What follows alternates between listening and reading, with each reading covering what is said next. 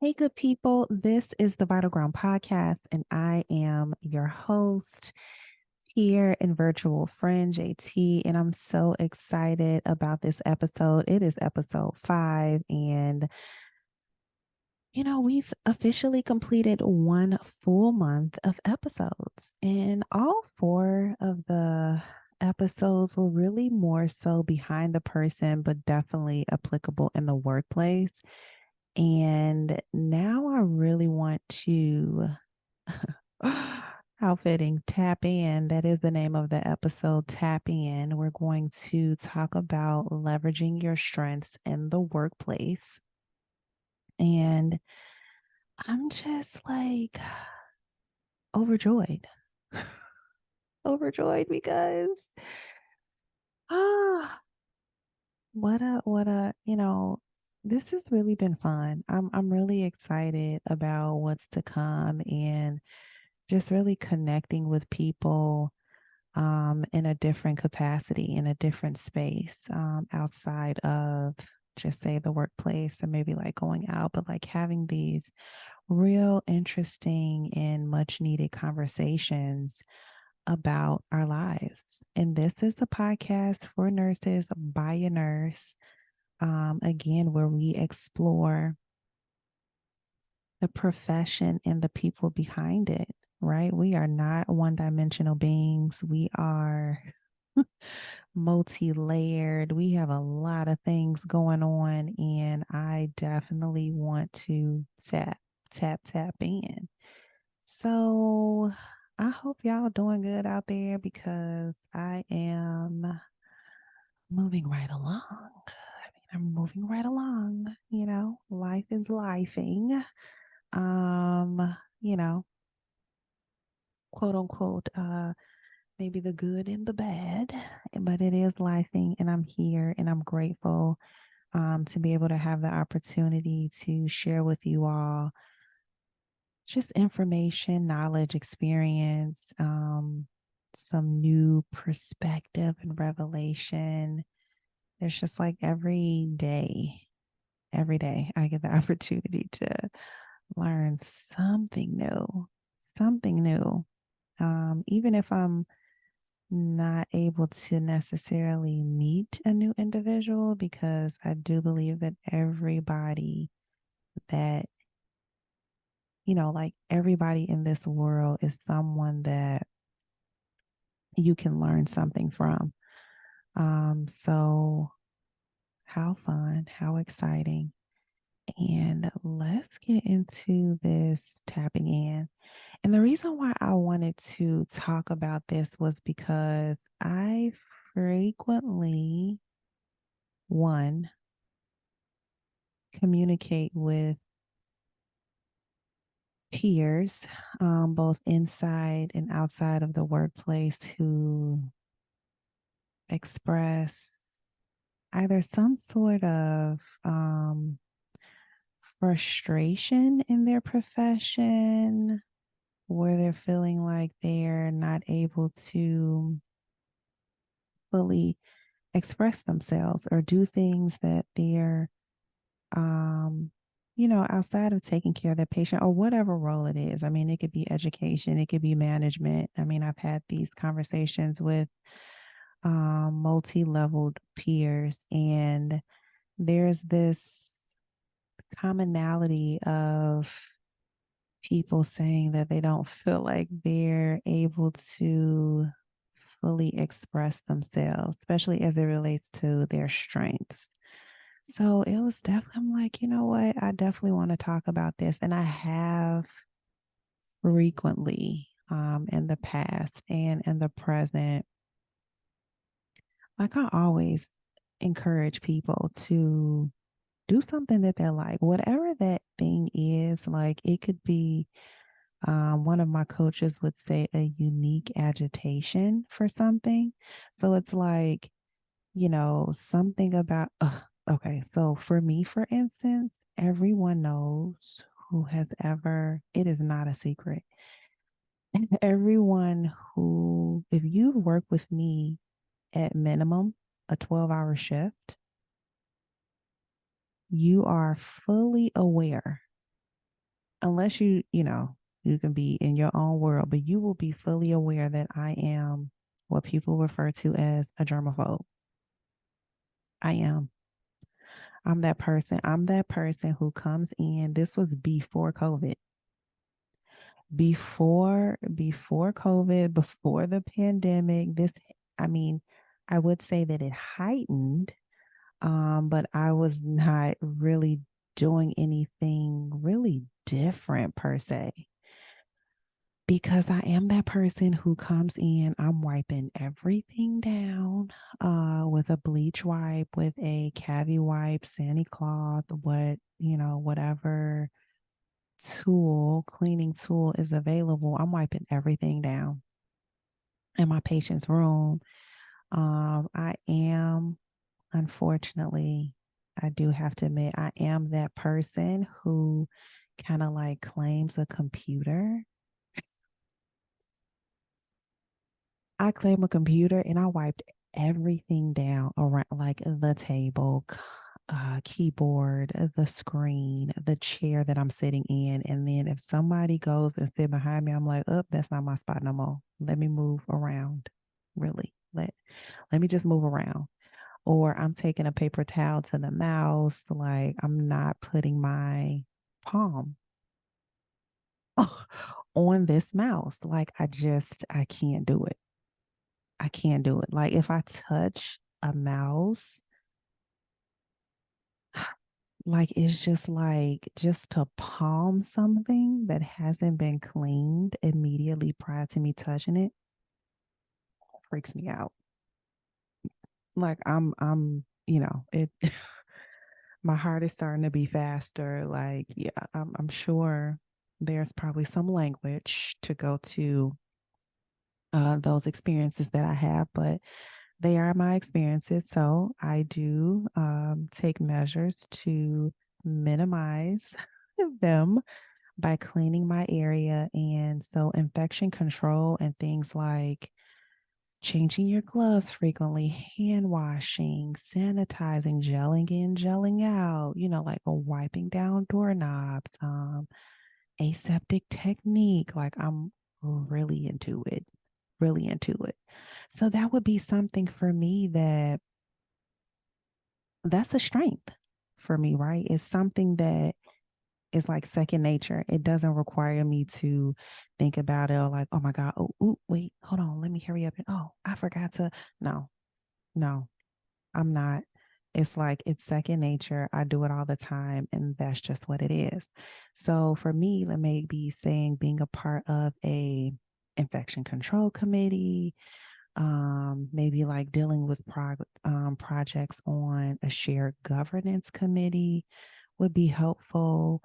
I mean, and even like the infection control, it could be like unit based or hospital wide, or you can kind of like gather information from other areas because sometimes we'll be in our own bubbles unless you're like a float nurse or something like that where you are routinely in a number of units, like you're just moving around. But if you are assigned, like you applied and you come to that unit 3 days out of the week or however many days that you work, you can definitely be in a bubble so you can get like information from other people. And it's like, oh, you're sharing ideas and it's something that you are like passionate about and it's something that you want to solve. So, and it's something that's not this strength that you have is something that you can share with everyone. And you're able to leverage that by helping people, by communicating and networking throughout the hospital, or sharing your ideas, doing some research about something that you can share with your unit, maybe going to a conference or something of that nature, where that's something that's discussed about maybe like infection rates and how this is impactful and this is why we need to do these things. Because one thing that I have learned, for one, I always say that any type of change that you want to see in the workplace, that you should take ownership. even if you're not the person who is in charge of making the decisions, you should take ownership of the change that you want to see. And in doing that, what I'm not saying is just going out there and making new rules and regulations. But I am saying that in order to like get buy-in from your peers, from leadership, if that's not your current role, what you definitely will want to do is do some research. Like, how does this impact your specific patient population? Like, you can research something specific. If nothing comes up specific to your unit, how it has impacted other settings, other clinical settings that's similar to yours, whether it's a community hospital, a teaching hospital. But just looking at that and bringing that information back. And because you're a nurse, you know what nurses want, right? Like, you know what we need and want for ourselves. So you are the perfect person to come and share information in a way that is desirable, or like it's something that can be absorbed by someone else. Like, oh, okay, you know what? I never thought about it like that. Or, wow, I didn't know that. Yes, I know that this is important, but I didn't know that it was impactful on this scale, right? I didn't know that maybe by doing these things, it could have this sort of impact with our patients or in our practice or among us as nurses. Like, maybe I just didn't know that that was the thing. So, fine. It's like whatever your thing is. I mean, and then too, another thing for me, I guess I would say would be education. Yep. Just like, I mean, if you haven't listened to the first episode, I was very clear about my audience, about who I wanted to, um, who I was specifically talking to. It doesn't mean that other people would not resonate with the information or they wouldn't want to listen, but I wanted to be very specific that the audience for this podcast is 21 to 31. It's a nurse who has less than 5 years nursing experience. Why? Because those are the nurses.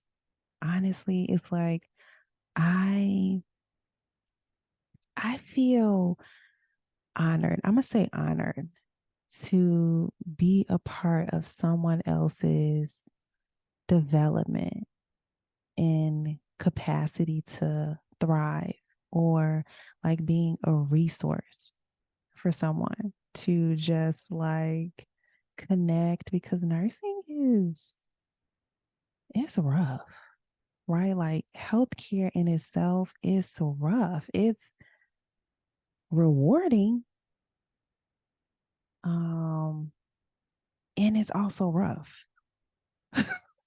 It requires a lot, even if it's not like a lot of physical, um, like a physical strain. It could definitely be mentally exhausting. So having a person that you can connect with, that you trust, that is resourceful, that you can ask those questions, or and and especially in a way where it's when you maybe say ask something where you like, I don't know, this may be a little silly. Like, I feel kind of silly even asking this question. But if you're with a person that's like, you know what, just please ask me anything. I would rather for you to ask me or identify that you have a gap in knowledge or there's something that you have not learned yet. I would much rather that you come to someone, look up some information, verify, rather than just go out here and do something on your own? Are you like, whatever, I just figure it out? Right? Like, that's definitely not what I would like for you.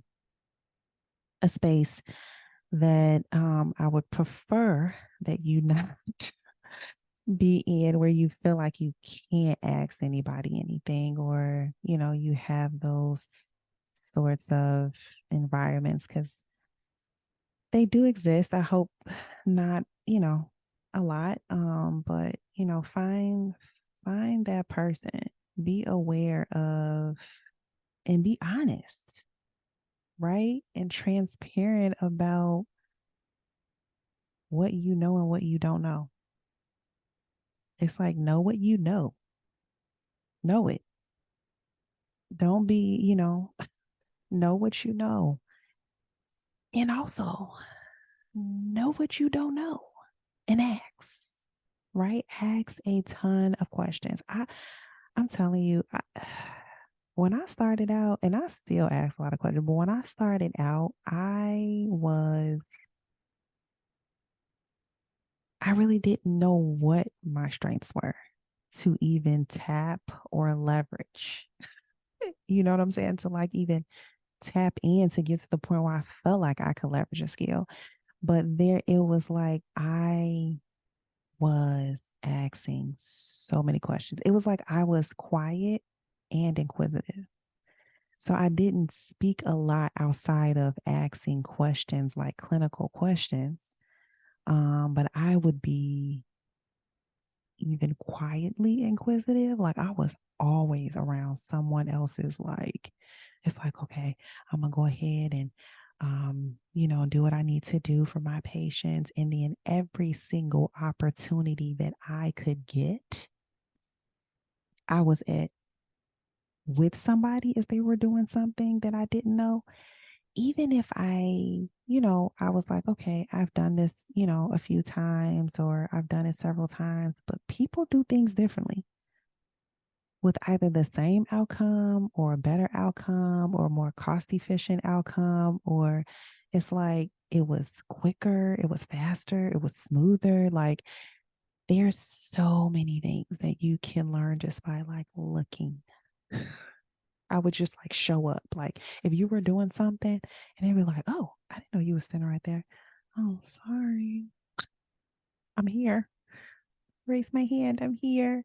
I'm looking, I'm watching. Every time, everything. If it was an LP, a lumbar puncture, like, oh, can I do it?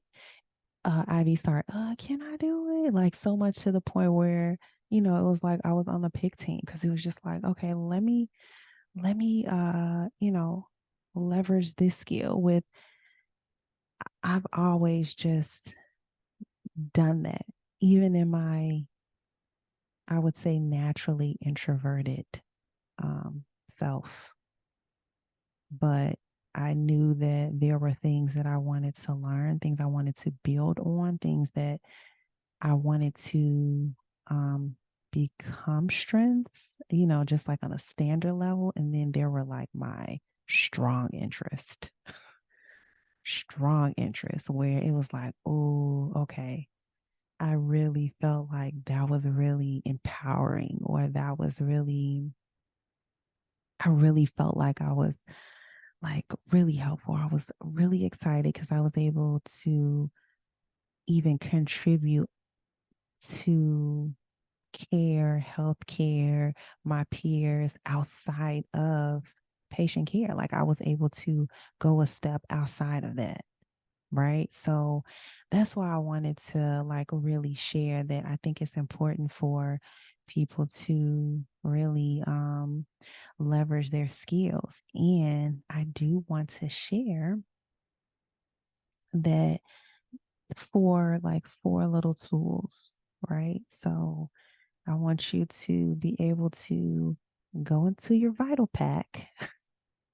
So depending upon like the topics that we talk about, there will definitely be towards the end of the episode, like our tool pack, right? Like you have to have these tools. Like there are communication tools, there are advocacy tools, there are um competency tools, right? Like skills that we acquire. There are leadership tools. There are direct care tools. There are so many things that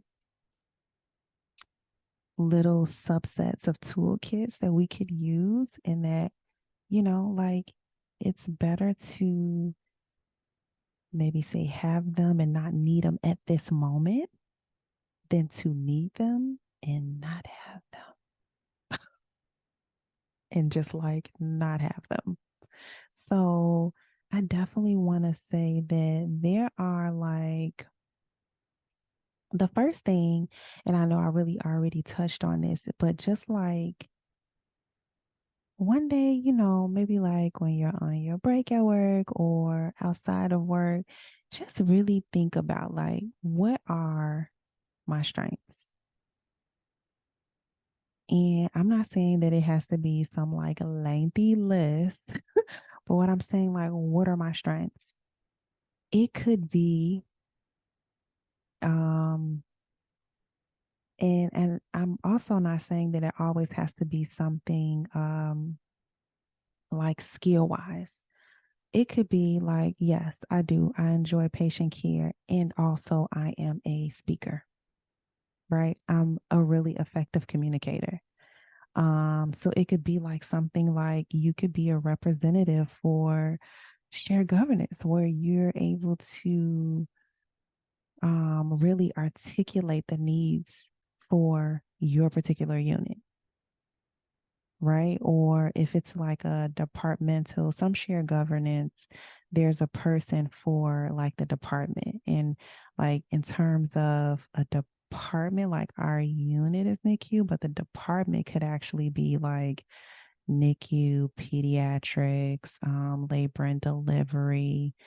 So it just depends on your facility, but you could be a person who speaks up for or shares information or shares the needs for your particular unit or department, right? It could be if it's something similar to like myself, where it's like infection control, then it's okay. I mean, ma'am, sir, go out there and find you a committee. It could be, oh my God, another one that I'm really is patient satisfaction. Patient satisfaction, and I would definitely say staff engagement. Staff engagement and morale is like, man, that's a high one. That's a high one because it impacts so many things as it relates to everything is impacted when morale is low. Like I know, people will be out here like, yeah, I can't stand it here. I hate it here, but it's definitely showing up at work. I, I hope, I hope that you, well, let me say this. I would like for you to consider that if you're truly unhappy in your work or at the organization for whatever reason, it's going to show up in the way you give care. I mean, you could be like one of the most knowledgeable nurses on the unit, and it's still going to show up. So definitely, like address those things. It could be like, hey, I'm feeling this way. So I, um, I know that I feel this sort of way, in regards to the unit that I'm working on. There's other people who have shared the same sentiment. So let me take this on, right? That could be your strength, your frustration, believe it or not, like your frustration or things that you go through that at the time may be like bad, can be a source of strength afterwards. So it may be something like that. So make sure that one, that you define your strengths. And then two, as you like make that list, at least three. I would say at least three because you definitely don't want to just do one, and it shouldn't just be related to or it could just be all your, like your nursing skills. But sometimes those things may, one, not be available for you to be a part of. Two, and available in a way like maybe they don't have any more seats or they're not accepting any more members into that community. Two, maybe it's something that doesn't currently exist. So it may be something that maybe takes a little bit of time because it's something that it's an idea or concept that you want to introduce to leadership, right? So then that'll take some time. So making sure that you like are able to find one of those things. So definitely put multiple things, multiple strengths so that, you know what, one of these I would be able to enter into in whatever capacity that's available at your organization. And then once you define what that is, set some goals for it. Right. So it could be like, hey, you know what? This year is 2023. Oh my God, the time is moving so fast, but half of the year is almost gone. So we're in about to be entering third quarter, right? So it could be, hey, for third quarter, I want to um seek committees that would be available of interest, or I want to start a birthday club or a maybe like something where you guys connect outside of work, right? Like you can engage outside of work and it'll kind of build up this when people feel like more connected at work, it's definitely helpful. It's definitely helpful. So maybe it's something like that where it's just like I know it's not called like a party committee, but I mean, obviously you can name it whatever you want to name it, but it could be something like that where it's just like we are a club and we go out. Like we hang out together, we go bowling, we try new restaurants. Like there's a lot of us that's like foodies and we kind of like the same thing. So, or it could be like a book club outside of work or a number of things where you're able to kind of just like connect on like different levels, right? So maybe you set a goal and you say, I'm going to be a part of a committee. And then say next year for 2024, maybe you want to be co-chair, or that could be a little bit soon, but depending upon how big or how many people are in the committee. But 2024, hey, I want to actually initiate a project on there and maybe not just contribute to existing projects. 2025, I want to co-chair that thing, right? I want to be the chairperson of it. Or, I want to be the champion for this. It could be like for what, like informatics, like whatever your thing is, like you could be really good with computers. I mean, I can't even tell you how many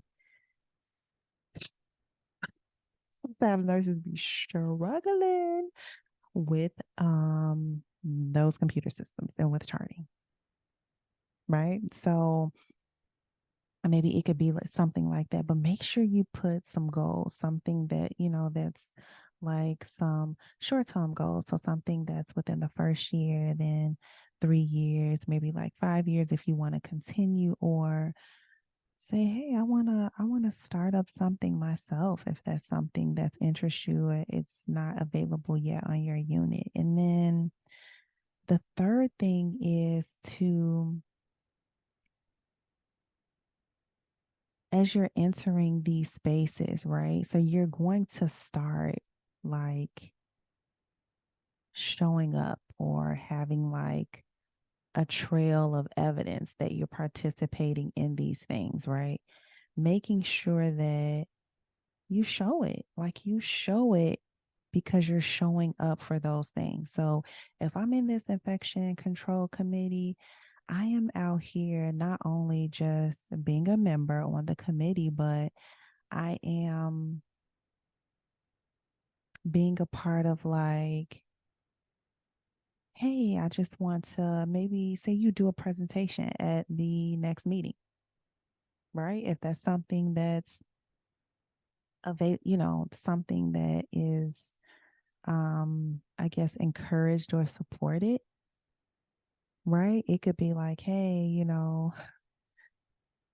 hey, just make sure you guys gel in and gel out. Or it could be like once you notice people are maybe about to do like a bedside procedure, just kind of like making sure you could begin to kind of do your own little bit of surveillance, like how much is, of this is truly a need, or how much are people really participating in this need or whatever your interests are.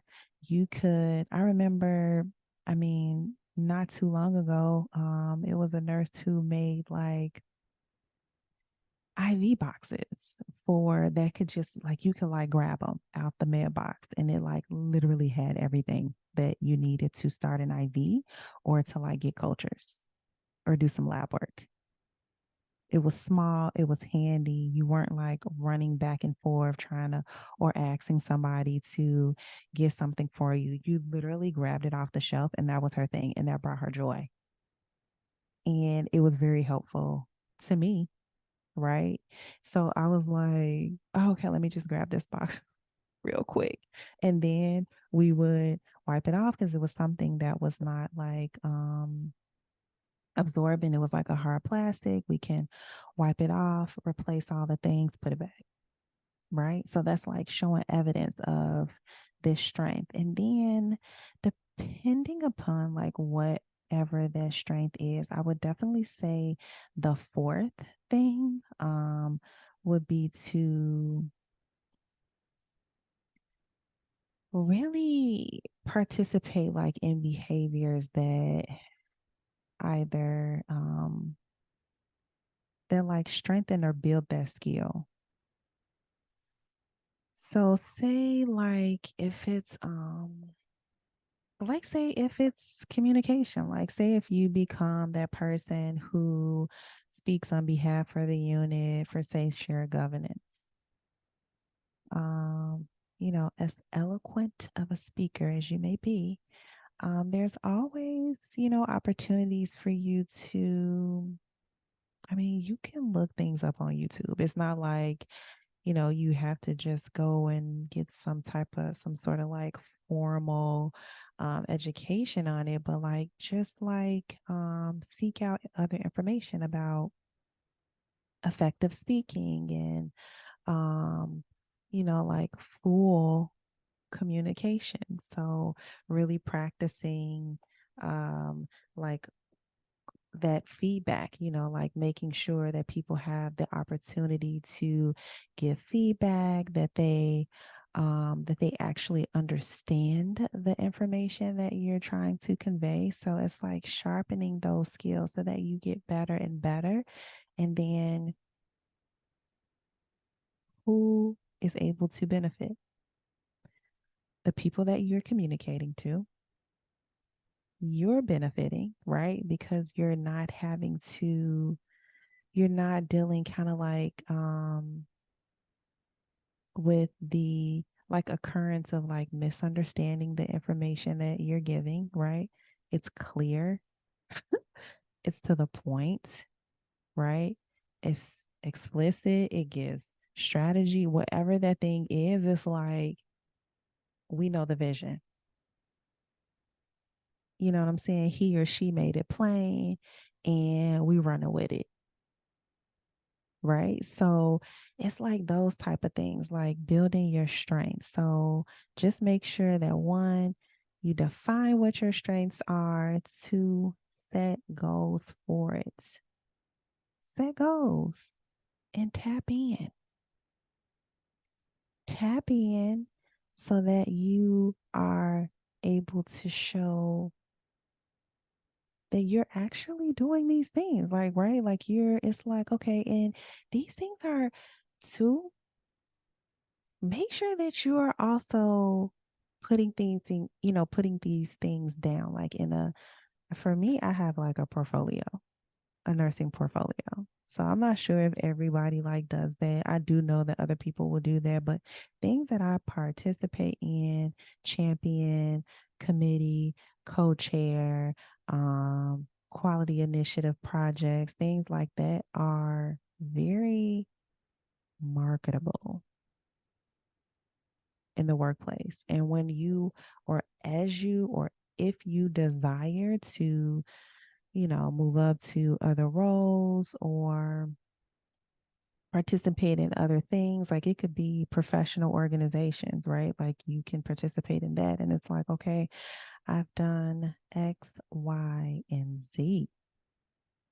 Like I have experience in this, right? Or this new role that I want to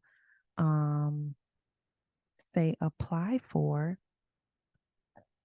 Maybe this is my first time applying for this particular role, but here's what I've done to actually build the skills that are required in this role, right? Like I have built upon my leadership skills. I've built upon my communication. I've built upon um, being supportive and a resource and an educator, whatever their role is, but you've participated in things that were helpful.